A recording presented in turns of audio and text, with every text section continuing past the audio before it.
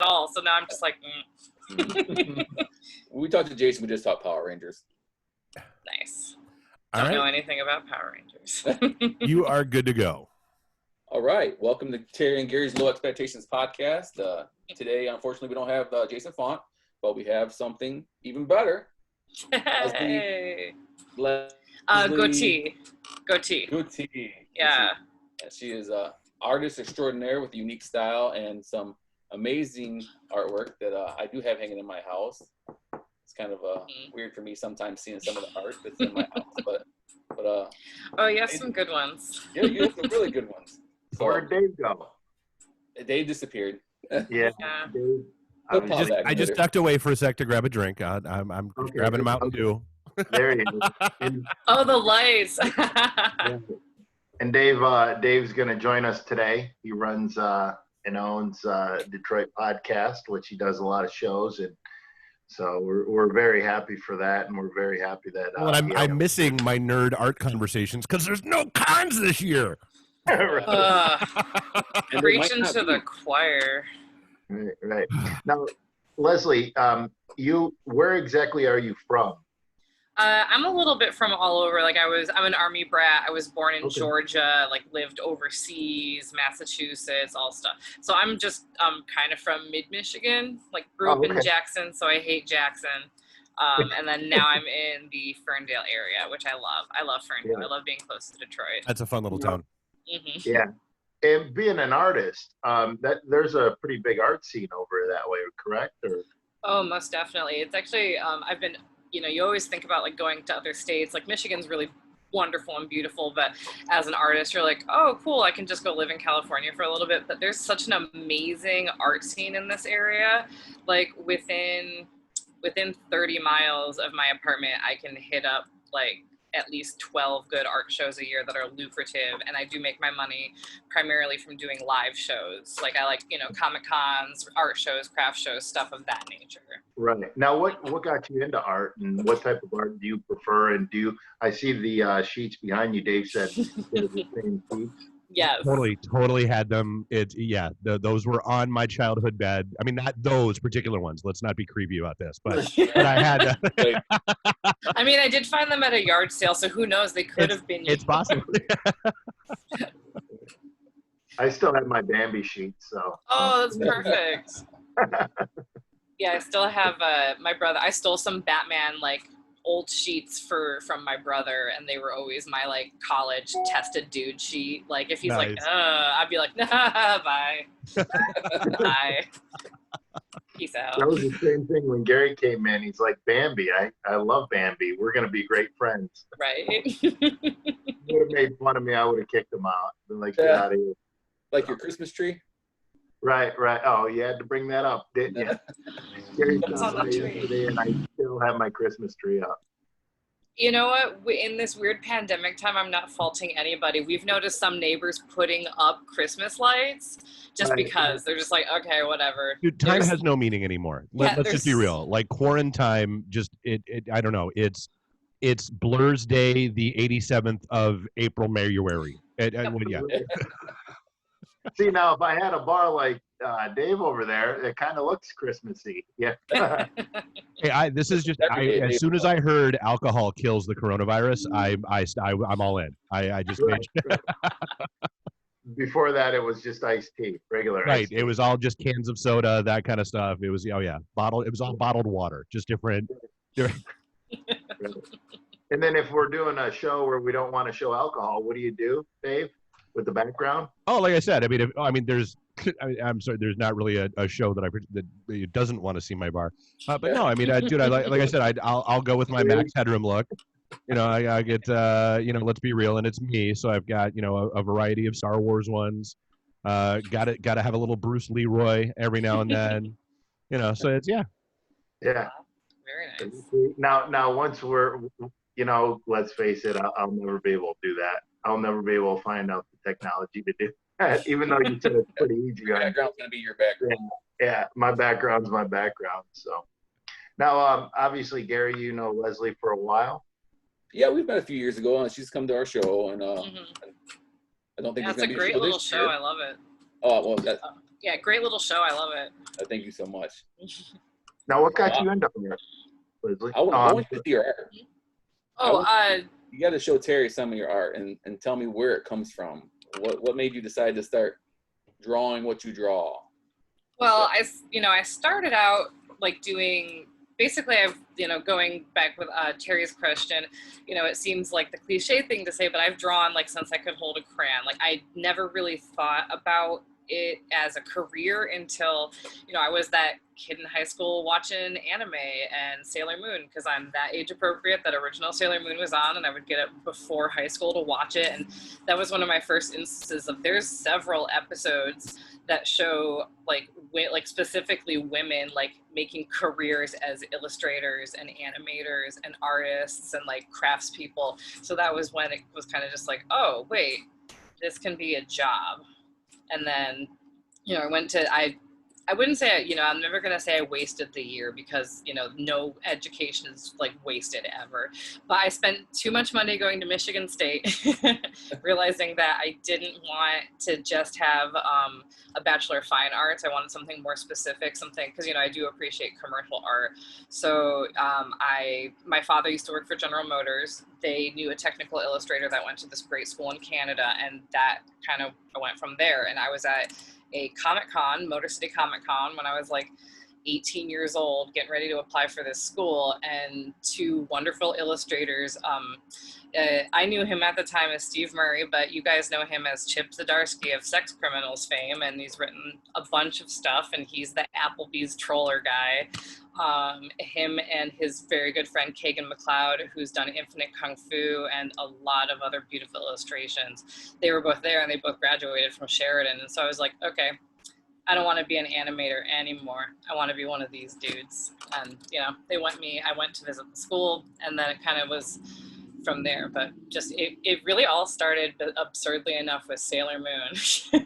That was when I was just like, you can have a career in art, and, it's weird and scary, especially right now, since I do make most of my money from live shows, but it's awesome and fulfilling. And, every so often you have to get a normal job to hustle, but every so often I'm able to quit it and just keep on doing it. So I've been Gingerly Made has been 3 years all by itself right now, which is wonderful. That's good. That's excellent. I was going to say, actually, that's a good follow-up question is, so what are you doing, and how have you adapted during these chaotic, crazy last few months? Yeah.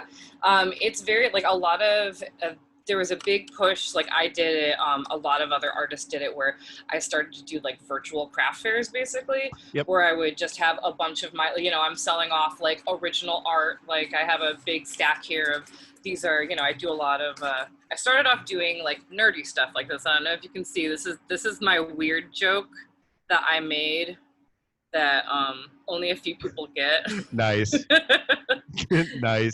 And I have to explain it, but I love it. So yeah, I have weird I'm sorry, humor. anybody you have to explain that to does not deserve to own it. That's Well, there's some people I kind of love it, because I'll go, because I used to do more comic cons and craft shows, and as much as I hate to admit it, like with the way my illustration's going right now, like craft shows, it's more lucrative for me. So I do, not so much half and half anymore, and it's more like 25% comic content. So I'll take something like that to just a craft show, and people pick it up and be like, oh my God, I have no idea what this is, but I love it, so I just need to buy it. So, it works. Okay, yeah. Yeah, or I'll do stuff like, if anyone loves Belle Biv DeVoe. Nice. Thank you. So yeah, and oh yeah, I love. Okay, so far I'm gonna need both of those, so we're gonna have to stay in touch after. Oh, most definitely, yeah.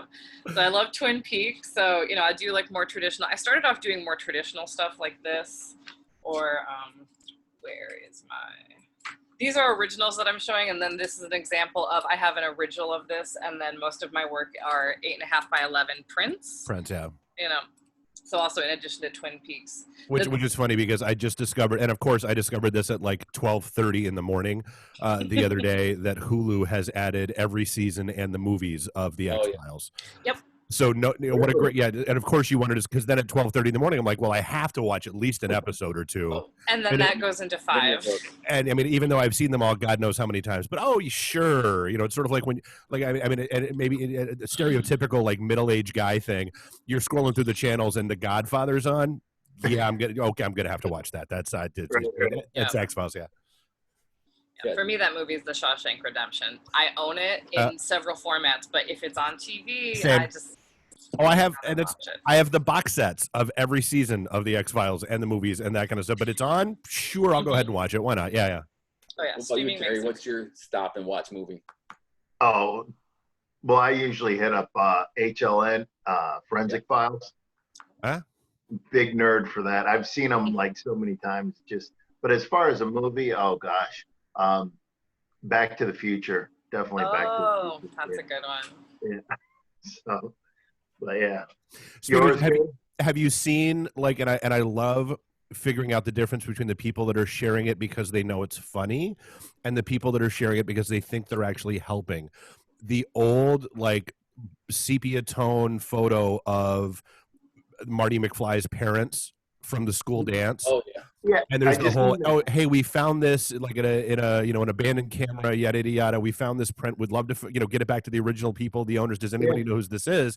And I see like one of my friends share it, and I'm like, they're doing it to be funny. I see like somebody's dad share it. I'm like, you honestly think you're being helpful, and that's adorable, but no. Yeah, I just seen that the other day. I almost shared it. So how many, and I've seen that trend happen a lot, and not just by the, the artists, but I know like con organizers and that kind of stuff have started shifting to, a virtual con and doing that and like, focusing in on artists for, half hour, hours. So, I mean, I guess like, you said you do about 12 of, normal shows or so a year. How many of those virtual ones have you dove into this year? Well, actually, I did say 12. Those are ones in the area, but I do a lot of out of state. I'm actually I'm closer to like 20 live shows a year. Not that matters at this point. I haven't actually attended officially any of the virtual ones where they're doing, like live draws or things like that. Mostly just because with a lot of other artists, I am going through a little bit of a creative drought where I'm just kind of not feeling it a lot, which is a little bit of a bummer. Haven't been as motivated as I was like to be, especially with all this free time, but you can't choose. But all this free time comes with a lot of chaos and anxiety and everything else going on. So I mean, I know quite a few artists that are in that boat, and writers and everybody else. Is it because of the quarantine then? Because you just have so much time on your hands, you just lack that creative ability right now? I mean, I see a lot of artists say that they right now just don't have it in them right now to be creative. Yeah, I think it's a lot, and I'm sure, I don't know about a lot of other artists, but I'm, somebody who's always like, oh, I'm that introvert, so, like, the isolation isn't so much bugging me, but I also have this, like, extremely extroverted side that comes out at shows, and it's weird to say, but I, like, feed off of, like, that energy and the crowd, and, I just get, like, these really intense, like, public interaction moments with all of these fans and all of these, like, all of my other creative people that, most of us are trying to be safe and we're like self-quarantining and we're not seeing each other unless we're doing video like chats like this. So yeah, it is difficult just to not have that like constant feedback. And, there's some of us where it's just like, it's exhausting to constantly ask for it online, especially with all like the stuff. It's like, it almost seems selfish to be like, hey, buy my art. Oh, sorry, global pandemic. I hope you still have a job. Hope you still have a job to buy my art. Well, and I think that's one of the things. Buy my print. Yeah. Well, and I think that's one of the things that a lot of people don't get is that like cons aren't just a, hey, I'm setting up a booth, come buy my crap. Like everybody talks about like people that are, it's all about the con fam. It's all about your con family and your con friends and your con this and your con. And there's a lot of energy that really comes from that.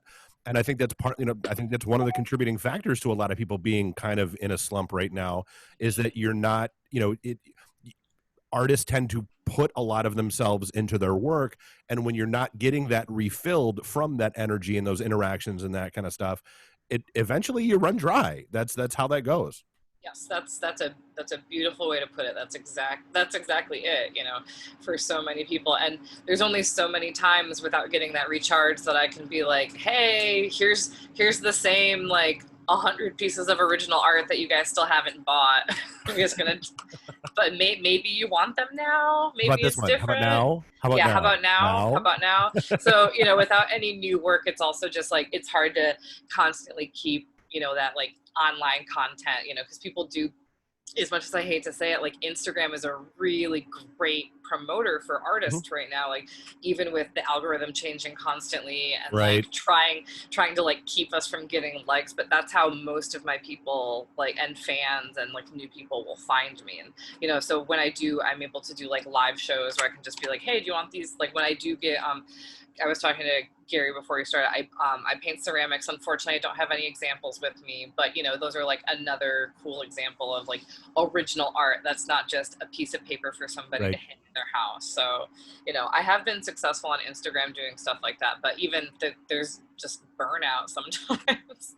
Oh, it's so frustrating. It's incredibly frustrating right now, but I do feel that it's kind of nice that I'm in this like weird, rare position where it is easy for me to stay home and like keep other people safe, and like both my parents are immune compromised, so I'm just like I can't, they're not gonna be responsible for like getting them sick, so I'm just like, okay, I'm willing to like take a hit and like not try to do any like weird. I've seen some of my friends doing like, what a novel concept apparently in America. I Thinking know. of other people.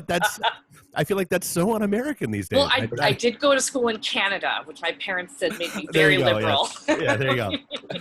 Now, when you're in a slump like that, have you? What are some of the tools that you've used to get out of it, or do you surround yourself and do you take yourself? Some artists, whether they're an actor or entertainer of sort, they'll put themselves in a weird position to try to make them creative or something like that, or take them to a zone. Like if they're doing a character, they go into a different zone where and try to. Those are called psychedelics, Terry. Those are. Do you get on any good drugs? Basically, what I'm saying is, you have to even care. Thanks, Dave, for just spitting it out for me. No, do you?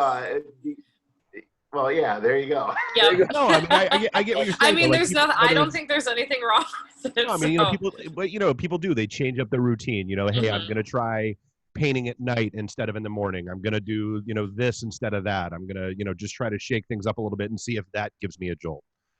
No, that I do try to do stuff like that. Like it is hard without like the structure of shows and stuff where I just have this routine of like, okay, you're gonna get up, you're gonna make some new work, you're gonna do this. So one of the things that I find the most beneficial is when this whole thing started, I did have like a very, very small group of like 2 other artists where we just see each other on a constant enough basis where we're just in each other's circle. So we, one of my friends, Detroit GT, who does like really amazing apparel and stuff in the Fernville area, he has this awesome giant warehouse.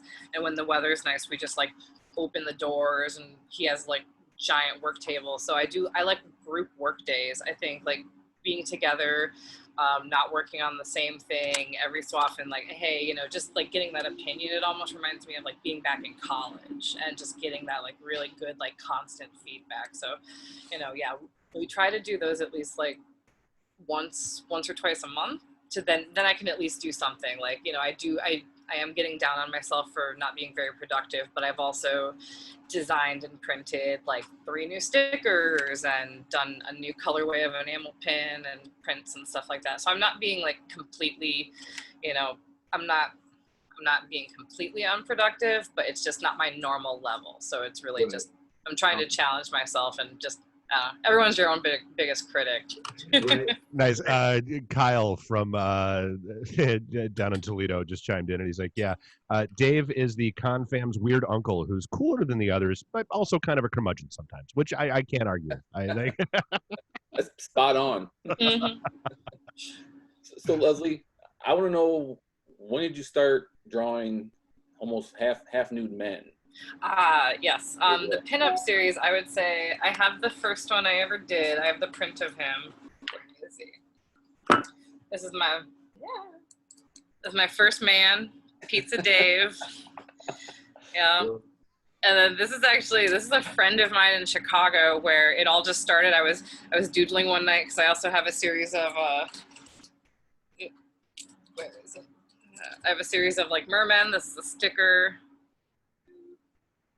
Merman pinups. So I started doing male pinups just where I was like, oh, everybody has mermaids. Right. Maybe everybody wants some mermen because I'm really, really hetero. Like I think women are beautiful, but I'm just like dudes. So I'm just like I want to see dude art. I don't want to put like naked lady art in my house.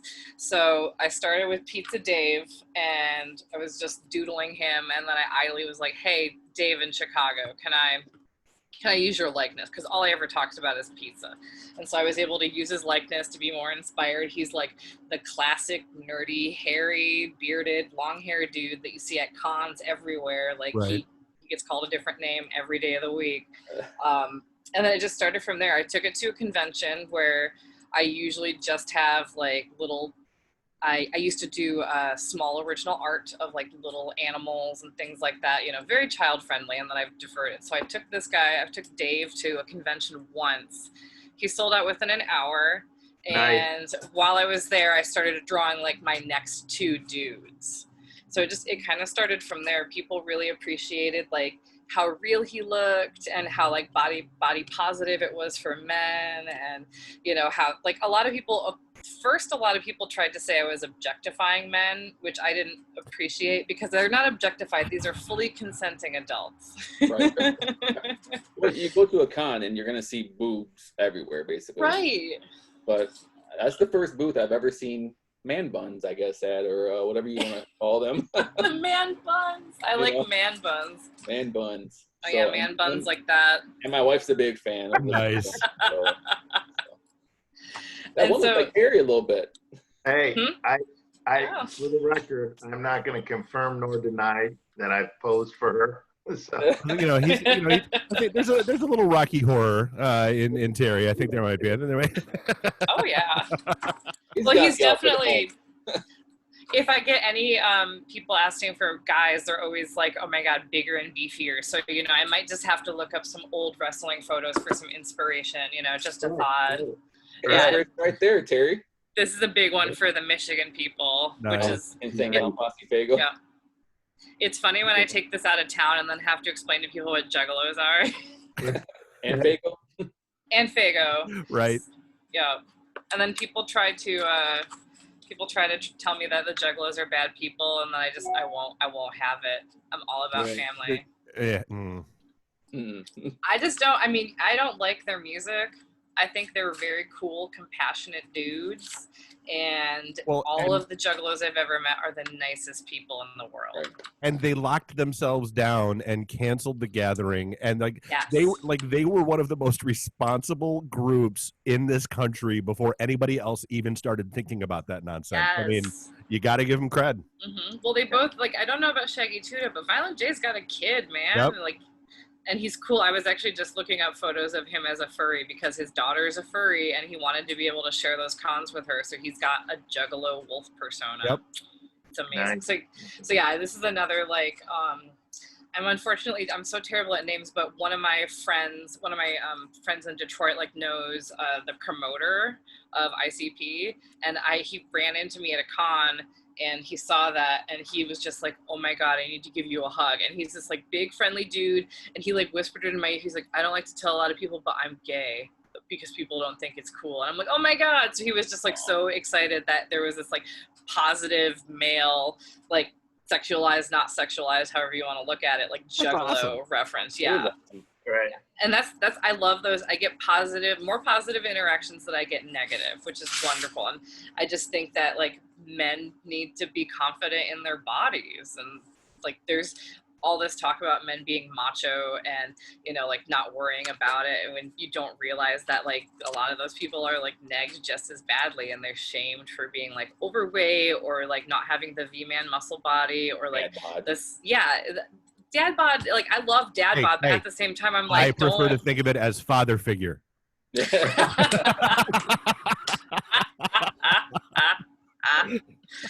Well, we all have that's good. Yeah. So that's why I like getting a positive view of men. So whenever people try to like tell me that my guys are like objectified, I'm like, no, but whatever. Tell you what, walk 2 booths down and then come back and talk to me about objectification. Exactly. Well, I think a lot of people with that attitude. Yeah, exactly. A lot of people with that attitude, I do see that more at Comic Cons where you do see the women and then they'll come back where they're trying to be like, yeah, it's just as bad for dudes. And I'm like, let's just not be like that at all. How about it's just not bad? It's how about it's just not bad to be sexual, no matter what you look like. That's okay. Exactly. Yeah. I mean, I have no problem with all of the raunchy, crazy, awesome, sexy stuff you see at cons either, as long as they're considered consenting adults. Right. Yep. Well, and I honestly, I think that's one of the things that a lot of people miss, and I love that I've gotten deep into conversations with a few people lately who I know from cons and who I know that are like big sci-fi, whatever fans, and they're going off on certain topics. And I'm like, do you not understand that everything that I know you love supports what you're complaining about? Like there is no more of an open, accepting genre that than sci-fi and comic books and all that kind of stuff. They're trying to push this agenda down my throat. No, dude, they've been talking about it for 40 years. You just haven't paid attention. And that's okay. but don't think of it don't try to make it an issue now, because yeah. Well, Leslie, I've seen Eduardo Martin said, "Oh, she's awesome. Love her stuff, and she's super nice." Yay! Thanks, Eduardo. I think Eduardo's pretty right. And Kyle Northrup said, "Is that Dave Scheidt? Pizza Dave?" Yeah. Yes. Yes, it's Kyle. Dave Scheidt. I mean, Kyle. he gave me permission, but it's still one of those he writes kids comics. I don't want to Well, that's Kyle's fault. Then we'll just blame it on Kyle. Oh, that's fine. But yeah, Dave Scheidt's amazing. We actually he wrote a very short 1-page story that I did for Yak Comics years and years and years ago, and I loved working with Art Balthazar. Is just one of the nicest humans in the planet, so it was so cool to be involved in that. I got to read something real quick because I'm getting paid to do so. Deck Burners is buying Magic and Gathering cards, sets, and sealed boxes. Deck Burners will also purchase collections of comics, Dungeons & Dragons, and other RPGs, as well as coins, gold, and silver. Deck Burners is located on 5071 North Dixie Highway, Suite 7, Newport, Michigan, inside the Supermatch Gun Shop. They're open 7 days a week, and you can contact them by phone, 734-384-3806, or email them at blix70@charter.net. So this way, Terry and I will have some money to make some ads for this show, and hopefully we get people watching us and listening to us. And but yeah, so thank you, Deck Burners, for giving us that spot to put on there today. Cool. And also, Leslie, where can they find you? I mean, I know you have your Gingerly Made. So what is that, Etsy, or is that on Etsy? Unfortunately, the Gingerly Made domain, that's an ongoing battle. But on Etsy, I am basically go to Etsy shop. The shop name is Lesliebot, LESLIEBOT, like a Leslie robot. And there you can find all of this stuff. On Instagram, I am Gingerly Made, and that's a really easy way to get in touch. There's also a link to my Etsy right there, and then you can see a lot of my art, what I'm working on. Right now, I won't lie, it's a little politically charged, but everyone's a little politically charged right now. A little bit. Is that your art on your shirt? Yes, this is my art on my shirt. This is one of is my most. Yes, what is that? It's a heart. Okay. It's a heart and a man's butt. A lot of people like to call it the back sack. The back sack. Yeah. Okay. Right. Yeah, I have it on stickers as well. Oh, look, in color even. Yeah, in color. It's a glittery enamel pin. It's one of those. It started out as this design that started out as a weird, I drew on the inside of my mugs just to be like, oh, here's a little surprise when you're done with your coffee. And everybody who was buying my ceramics were just like, oh my God, this is amazing. And then I made ornaments, and people wanted magnets, and it turned into stickers. And now I like to say that I have different commitment levels, depending on how much you like men's butts.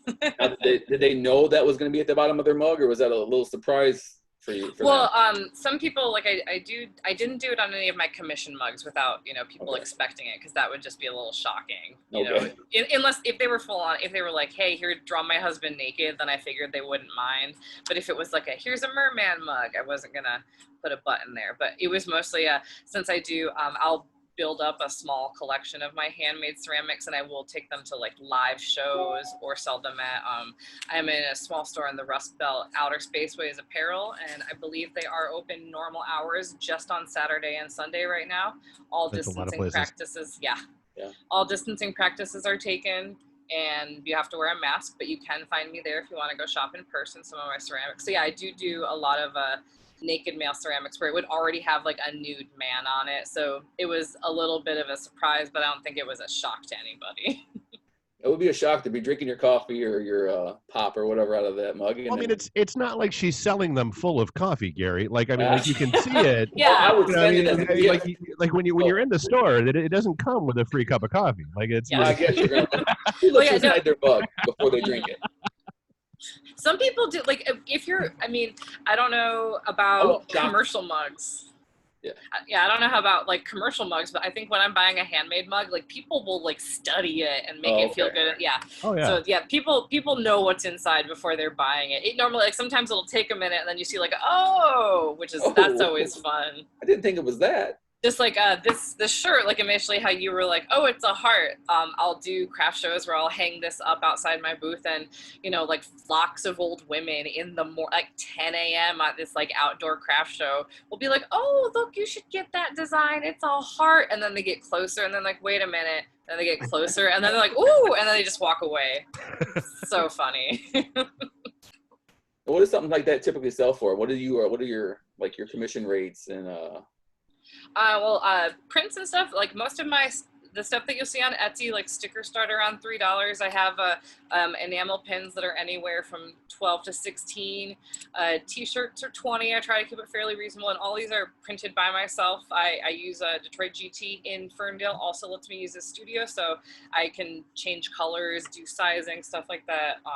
Prints will run 22 in person, so that'll be an 8.5 by 11. And then if people are interested, I do like 8.5 by 11 or 8 by 10 commissions. Most commission rates, if you're just looking for like a private boudoir shot, if you want a portrait, wedding stuff, doesn't have to be nude. Most of them are.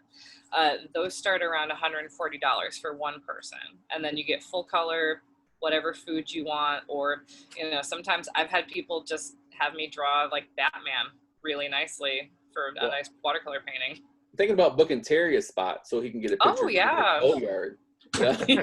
maybe put a nice championship belt over the the man sack or the butt sack or whatever you want to call them. Yeah. You need the championship belt that's got the garters on it to hold up the thigh high. I feel like that's the look you should be going for. I think that sounds really good. Well, just don't stand up that outfit. Yeah, the belt with the gun. Yeah, so that's actually. I feel and there's your new campaign photo. Let's be real. Hey. You gotta let all the liberals know that you're really cool. They'll just be like, oh, this guy's badass. Oh wait, am I? I forgot to ask if I could swear. Okay. No, there's no FCC rules on podcasts. We're allowed one ass a show. So. Well, good. Hopefully that doesn't apply to pictures. No, because there's 2 of them on there every week, so.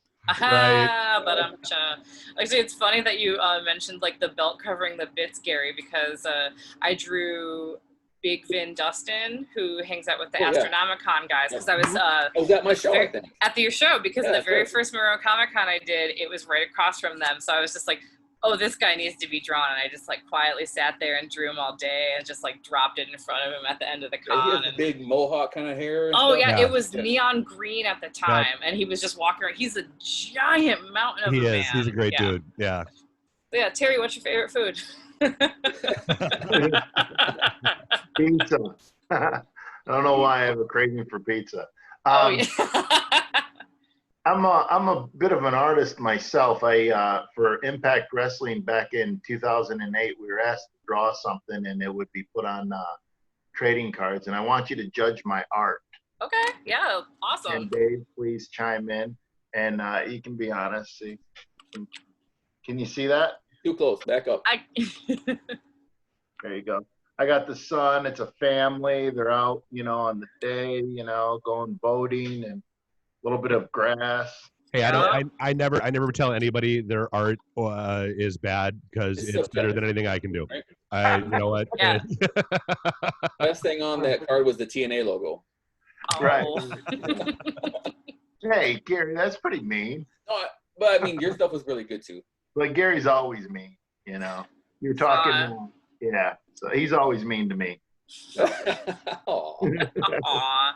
No, they so actually they asked us to draw art, you know, and that was the whole gimmick behind it. You know, do your best, you know, come up with anything. And I'm like, all right, I'll just draw some stick figures, and because it's pretty hard. It's so wholesome content though. Yeah, and I'm with you. I don't ever say that anybody's bad at art because I hate to stifle anybody's creativity. Right. You did it, and I think it's awesome. And you chose some wholesome content. Right. Who would think a big burly wrestler is going to do a family? You know? Yeah, like a family with kids, and it looked like a picnic basket on her arm. That's a nice day you drew. Right, right. Hey, everybody likes sun and picnics and all that stuff. So Yeah. apparently Gary don't. What a curmudgeon, Gary. Right, You're right. just From like Uncle Dennis Dave. Leary. Gary's Right. anti-family. Dun, dun, dun. I like the stick figures when, you know, some of them are missing kind of thing. Right. But whatever, that's just me. But we're Right. probably going to have to wrap this up. We can just go on and talk all day. But Dave's got things to do. Yeah. Terry probably don't have nothing to do. I just gotta return a rental car. Yeah.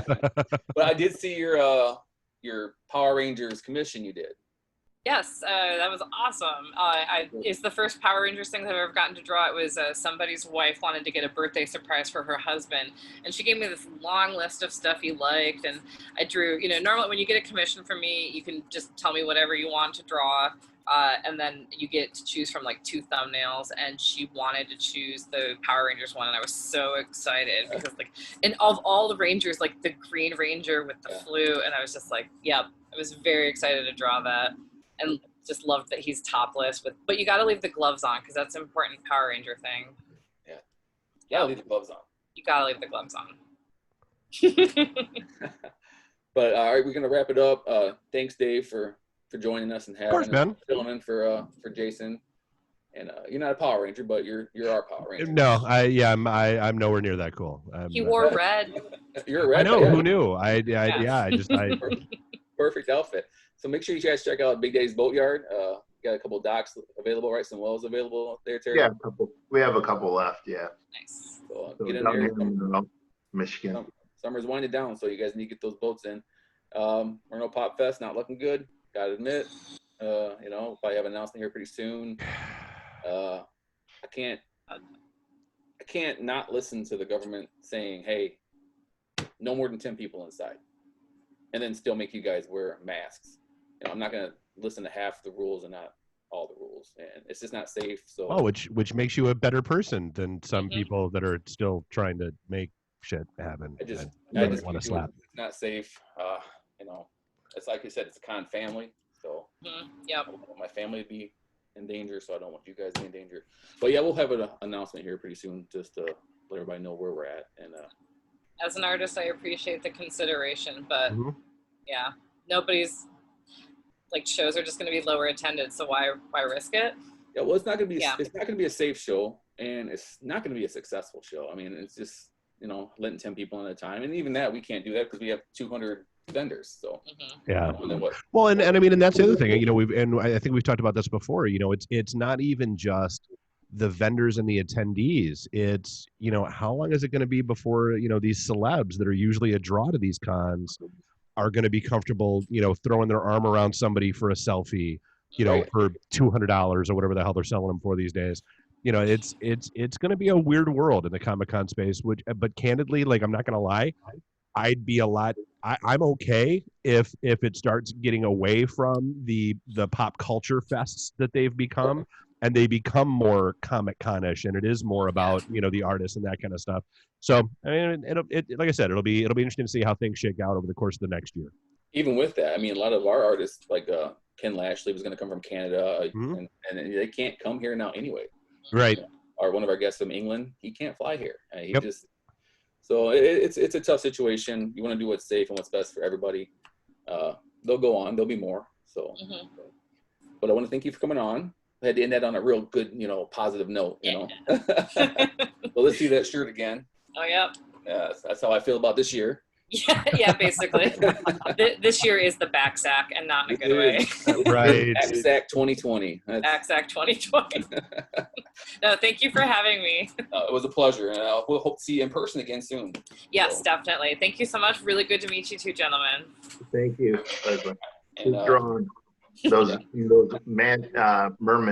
Yes. What is it again?